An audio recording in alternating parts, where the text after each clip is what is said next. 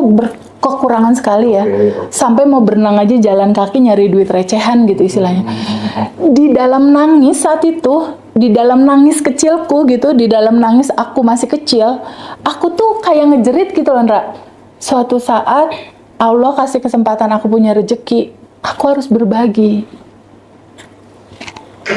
Aku harus peduli karena rasanya seperih ini. Jadi semua masalahku kecil. Karena aku punya Allah yang begitu besar.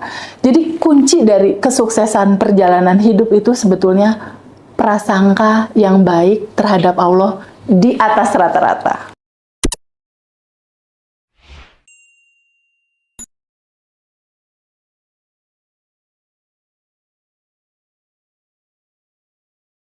Oke teman-teman, akhirnya aku kali ini bisa ketemu Teh Feby langsung di Bandung. Yes, Bandung, betul. Pertemuan perdana ya. Mudah-mudahan dari sharing kita kali ini bisa bermakna, bisa membawa manfaat, arti dan guna untuk sahabat semuanya dimanapun berada. Masya Allah, yes. Feby kok bisa bahagia kayak gitu terus gitu ya. Iya. Aku pengen mulai dari ini dulu deh, dari masa kecilnya Teh Feby gitu ya. Gimana sekolahnya. Aku pengen dimulai dari situ dulu. Cerita dong ke teman-teman. Oke, aku lahir di Jakarta 1977 di depan Menteng, Jakarta Selatan, daerah-daerah Menteng sana lah, Jaksel, anak Jaksel. Nah, pada masa itu mama papaku masih harmonis, tapi pada saat aku masuk di TK dan kakakku boy ke kelas 3, kelas 4 lah, aku menjelang SD kelas 1, mama papaku divorce, cerai saat itu. Nah, ada satu fase di mana sepertinya cerita serunya dimulai dari situ, Ndra. Di mana papa mama tuh bilang, Feby mau ikut mama atau mau ikut papa gitu. Mau ikut mama atau mau ikut papa. Sebagai anak yang mencintai mama papa, bingung untuk milih gimana ya, mau ikut mama, kangen papa ntar. Mau ikut papa, kangen mama. Tapi akhirnya berjalan, Boyke juga sama ditanya seperti itu. Sampai akhirnya, jadi kita tuh dua bersaudara, Feby Suryanata sama Boyke Suryanata, kakakku. Kita tuh sampai kayak mutusin gak mau sekolah gitu setahun, gara-gara kayak demo gitu. Karena keluarga, akhirnya Boyke tinggal di Om, yang waktu itu melahirkan pemahaman tentang kecintaan dia tentang Harley Davidson. Aku juga waktu itu nggak tinggal juga di mama waktu itu. Sempet akhirnya aku juga tinggal di nenek di Purwakarta sama Boyke. Masa itu tuh bener-bener apa ya, masa-masa kecil yang kayaknya nggak semua anak ngelewatin itu tuh. Masa yang memang harus bisa membawa diri, harus bisa, nggak bisa manja-manjaan sama papa, karena saat itu papa udah nikah lagi juga. Terus nggak lama kemudian, beberapa tahun setelah itu, mama juga nikah lagi. Jadi masa-masa dimana masih kecil pengen dirasakan penuh orang tua utuh tuh nggak ada. Aku rasa mungkin cerita endapan emosi itu berawal dari situ tuh. Nah, dalam kebingungan, ketakutan, aku sempat merasakan, aku Boyke kalau nggak salah, merasakan nggak sekolah selama setahun karena situasi ekonomi yang tidak memungkinkan. Sampai nggak sekolah setahun? Sampai pernah aku nggak sekolah setahun. Terus situasi yang aku juga pernah merasakan ketika misalnya anak-anak lain mau berenang gitu, terus aku nggak punya uang, Ndra. Dan aku tuh waktu itu bayar berenang itu sekitar 500 perak. Tahun 80-an lah. Aku tuh yang Feby kecil tuh jalan gitu kan. Jalan dengan harapan kali aja nemu duit. Ya Allah. Kali aja nemu duit 500 atau berapa gitu. Sampai proses perjalanan akhirnya lama nggak tinggal sama mama. Aku akhirnya ikut papa. Terus aku punya stepmom. Aku pernah mengalami satu fase di mana I have ibu tiri gitu istilahnya, yang banyak warna banget lah saat itu. Aku pindah ke Bandung waktu itu. Tinggal di Bandung, mengalami satu situasi di mana anak-anak lain tuh orang tuanya utuh, sementara aku harus masak di dapur, nemenin nenek. Tapi anak-anak lain tuh bisa pergi ke mana main. Aku nggak boleh main, aku cuci piring. Ngalamin tuh tekanan-tekanan batin yang ya Allah bahagia bahagia ya jadi mereka, bahagia ya jadi mereka, bahagia ya jadi mereka. Sementara aku nggak diperlakukan seperti itu gitu, situasi yang lalu tuh. Tapi semua berjalan, sampai pada akhirnya aku kuliah di Bandung. Boyke juga kuliah di Bandung. Boyke duluan lulus, lalu Boyke berangkat ke Amerika. Nah, Boyke berangkat ke Amerika, aku kuliahlah di Unicom, ngambil komputer akuntansi di Pati Ukur. Nah, perjalanan cerita itu sampai di dunia dewasanya itu udah masuk pelajaran filsafat, Indra, ujungnya. Tapi kisah kecilku kurang lebih kayak gitulah. Nggak semua anak-anak melewati kepahitan perjalanan seperti itu. Aku bisa merasakan gitu ya, karena kurang lebihnya masa laluku juga seperti itu gitu ya. Jadi kelas 3 itu bapak sudah nggak ada gitu ya. Waduh, pokoknya pokoknya nggak enak lah ya. Tapi yang aku pengen konfirmasi ke Teh Feby, di saat kemudian ayah dan ibunya divorce gitu ya, terus kemudian sampai berhenti sekolah 1 tahun gitu, ada nggak sih semacam kayak, wah ini nggak bisa, kondisiku begini terus, nanti aku harus mengubah nasib gitu. Sesuatu yang diinginkan di masa depan tuh seberapa kuat gitu, Teh? Ya, kalau masa kecil waktu itu nggak kepikir gitu, Ndra. Karena belum sampai kepada pendewasaan seperti itu. Tapi trigger terbesar tuh pada saat aku kuliah. Nah, pada saat kuliah kan aku tinggal di tempat nenek, tapi step grandma gitu. Nah, di masa tinggal di nenek di Bandung waktu itu kan harus pandai-pandai membawa diri lah, ya cuci piring, ya masak, yang ngurusin keponakan baru lahir, baru bisa kuliah gitu. Satu hal yang aku merasa gini, pada saat waktu itu sempat ada beberapa saat lama di Jakarta, aku tuh tinggal di satu kota di Jakarta yang daerah itu tuh daerah sabu-sabu, daerah putau, daerah-daerah yang memang situasinya itu membuat pemuda kalau ada di sana udah pasti make, Ndra, udah pasti DO, udah pasti overdosis gitu istilahnya. Nah, di kala saat seperti itu akhirnya aku memutuskan, Feby mau tinggal di Jakarta tetap atau mau tinggal di Bandung? Aku memutuskan tinggal di Bandung saat itu karena yang tadi Hendra bilang itu, kalau seandainya aku tetap berada di dalam lingkungan seperti ini, pasti nasibku nggak akan jauh tuh dari lingkaran itu gitu, nggak akan jauh dari lingkaran itu. Tapi kalau seandainya aku mau merubah nasib, aku harus pindah ke tempat baru. Makanya waktu itu pindah ke Bandung. Nah, satu sisi yang aku pikirkan gini, waktu aku di Jakarta itu kan free sex udah luar biasa banget, Ra. Jadi dari SMP tuh free sex tuh udah biasa. Tapi beruntungnya papaku memberikan nilai-nilai yang kayaknya nggak semua ayah menyampaikan itu. Papaku bilang gini, Feby, kamu perempuan, kamu jaga diri kamu, untuk hal yang satu itu, kamu harus kasih hanya untuk suami kamu. Karena itu sesuatu yang mahal untuk diberikan, gitu. Jadi waktu itu walaupun aku tinggal di Jakarta, itu terjaga gitu. Nah, tapi aku mikir, tapi kalau di dalam lingkungan kayak gini, gimana bisa dapetin yang baik? Akhirnya aku memutuskan pindah ke Bandung. Nah, di Bandung itulah mulai ada cerita tentang, oh, ada sesuatu hal yang lain ya daripada hanya hidup. Ya filsafat itu, Ndra. Jadi kampusku di Unicom, jalan di Pati Ukur, kebetulan guru filsafat aku tuh rumahnya di Pati Ukur 90. Jadi antara kampus sama tempat sekolah filsafat aku, itu jaraknya cuma sekitar 100 meter gitu. Tapi memang ketertarikan masalah agama itu udah berlangsung lama sih sebenarnya. Udah ada ketertarikan dari dulu gitu.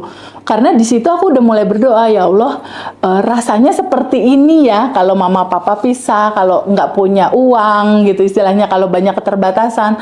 Terus harus gimana merubah hidup? Aku cuma tahu satu-satunya cara untuk merubah kan kita harus dekat sama Allah. Karena Dia yang punya segalanya untuk merubah gitu. Oh, aku simpel waktu itu. Aku jadi remaja masjid aja deh.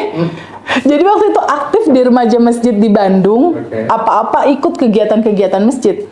Tapi yang mereformasi cara berpikir dan lain-lain itu semuanya dari sekolah filsafat di Pati Ukur sih, yang 16 tahun itu, Ndra.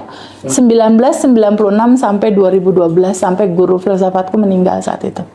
Terus jadi filsafat itu sebagai pintu pembuka untuk TVB mempelajari sesuatu yang mungkin terkadang kita dari kecil udah dikasih dogma-dogma yang terkadang tidak rasional gitu. Akhirnya mulai dari situ mulai berani, oke, belajar ini, belajar itu gitu. Kan banyak yang dipelajari ya? Iya, banyak. Nah, saat itu juga sebenarnya untuk kata filsafat beberapa keluarga kan juga agak-agak karena gambaran kebanyakan umum kalau yang belajar filsafat itu kan rata-rata yang umurnya udah 60, 70, yang udah tua lah gitu, Ndra. Ini kan saat itu aku umur 18 tahun, Ndra. Baru semester 1 gitu loh. Baru lulus, baru semester 1, tapi jadi gini loh, Ndra. Ada sesuatu di luar kuasa kita yang aku rasakan ya, yang menarik untuk aku melakukan itu gitu loh. Jadi papaku, kakakku, mamahku itu sebenarnya bingung sama aku. Bingungnya apa? Kamu kan perempuan, ngapain sih dalam-dalam pelajarin agama gitu. Terus kakakku bilang Boyke, nanti Boyke juga bisa komen deh. Dia nggak suka sebenarnya, nggak suka maksudnya, ih ngapain sih Feb dalam-dalam belajarin filsafat? Mau dikatakan suka nggak suka, honestly saat itu aku nggak punya kuasa untuk nggak melakukan belajar gitu loh, Ndra. Jadi kayak ada sesuatu yang bener-bener narik aku nyemplung di situ. Yang aku rasakan kayak gitu. Selain kemudian semangat untuk senantiasa mempelajari hal-hal yang baru di dalam kehidupannya TVB gitu ya. Kegiatan atau hal-hal positif apa yang dilakukan TVB ketika remaja itu, yang kemudian itu tidak dilakukan oleh banyak orang gitu. Artinya apa ya, kalau dalam bahasa pesantren tuh kamu punya amalan khusus apa gitu ya, yang itu sebagai tabunganmu untuk masa depan kayak gitu, apa yang bisa di-share ke teman-teman gitu? Iya, Ndra, jadi kan tadi cerita flashback kan aku berkekurangan sekali ya, sampai mau berenang aja jalan kaki nyari duit recehan gitu istilahnya. Di dalam nangis saat itu, di dalam nangis kecilku gitu, di dalam nangis aku masih kecil, aku tuh kayak ngejerit gitu loh, Ndra. Suatu saat Allah kasih kesempatan aku punya rezeki, aku harus berbagi. Aku harus peduli karena rasanya seperih ini. Aku nggak bisa curhat loh sama mamaku nggak ada. Aku nggak bisa curhat sama papa, aku nggak tinggal sama papa. Jadi pada saat guru bilang mau berenang ini, aku nggak bisa cerita harus minta uang ke siapa gitu. Sampai jalan, nah di dalam jalan diem tuh aku bilang, suatu saat Allah kasih aku kesempatan, aku harus banyak berbagi menolong, itu terus. Jadi lucunya aku gini loh, Ndra, ketika pada saat waktu SMP ataupun kuliah semester 1 kan banyak banget ya kayak diperlakukan berbeda, yang lain misalnya makan ayam aku makan tempe misal gitu ya, atau yang lain jalan-jalan ke Bali aku nggak diajak sama Boyke. Yang lain seneng-seneng jalan aku nggak diajak. Lucunya seorang Feby kecil itu selalu begini, ini rasanya sakit, aku nggak boleh lakukan itu sama orang lain. Ini rasanya sakit.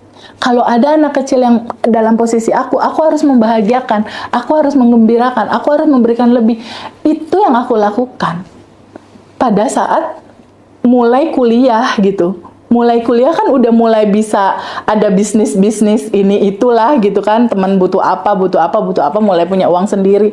Di situ aku memulainya dari sedekah ke masjid karena deket rumah kan, dan aku mulai dari dulu memang mulai sering ke anak yatim, panti jompo, terutama anak-anak yatim yang lahir tanpa diinginkan. Jadi suka beliin pampersnya, suka beliin susunya. Bahkan Kang Aswan ya, tadi waktu kita makan siang gitu, aduh waktu itu Mas bawa mobil, berhenti, ini ada orang, dikasih jalan lagi dikit, berhenti lagi, ada orang, dikasih. Selalu diajak kegiatan gitu terus sama TVB. Tapi Kang Aswan cerita juga loh, wah dulu tuh ngeri waktu masalah Harley itu Yes. 24 jam ya. Yes. Terus belum lagi gendong si Adam kalau nggak salah ya. Rara, ada masih di perut. Oke. Terus kemudian apa pernah nginep tidur di kantor. Iya. Benar. Itu masuk masa paling sulit nih dari Feby ya. Yes. Itu perjalanan hidup paling low-nya aku. Gimana nggak low, aku lagi hamil 7 bulan, aku bawa Rara, anak kecil, aku nggak ada pasangan, dan harus ngeganti 1,3 M, kakakku jauh, boyke, papaku udah meninggal, nggak ada siapapun, kecuali Allah. Karena aku punya Allah, jadi aku bilang, aku punya Allah yang besar, jadi semua masalahku kecil. Karena aku punya Allah yang begitu besar. Jadi kunci dari kesuksesan perjalanan hidup itu sebetulnya prasangka yang baik terhadap Allah di atas rata-rata. Di atas rata-rata. Yes. Itu kuncinya ya. Must be di atas rata-rata. Itu aja, pegang aja itu terus. Ingat-ingat ya teman-teman Ya. ya.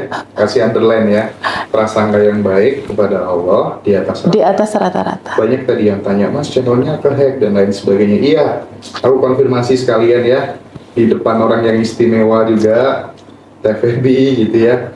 Jadi channelnya kita itu kena hack teman-teman tanggal 14 Januari kemarin. Itu tidak hanya channel Ngaji Roso gitu. Jadi ada 14 channel yang aku bangun mulai di 2016 itu semuanya ludes gitu ya. Tapi no problem gitu ya. Kabut akan segera berlalu, sinar mentari akan kembali bersinar menerangi bumi gitu ya. Jadi banyak pelajaran yang sangat luar biasa yang aku dapatkan, dan mau balik nggak balik aku tetap bahagia, aku tetap fight gitu ya. Jadi santai aja. Karena nggak enak, berharap balik itu juga nggak enak juga gitu ya. Betul. Makanya aku Mending dilepasin. Iya. Lepasin aja, Andra. Serahkan kepada semesta yang maha tahu jalannya. Oke. Ya. Nah, teman-teman, tadi Teh Feby sempat nyinggung tentang Allah dan lain sebagainya gitu ya, Teh ya. Ya.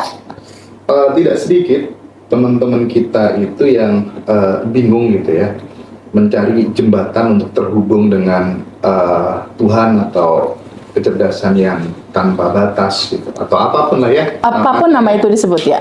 Aku pengen ada brainstorming gitu ya tentang hal ini gitu supaya teman-teman mudah gitu. Ya. Tapi sebelum Teh Feby jelasin, ini karena banyak pertanyaan. Boleh. Jadi teman-teman sementara atau mungkin langsung subscribe aja di channel Ngaji Roso eksklusif gitu.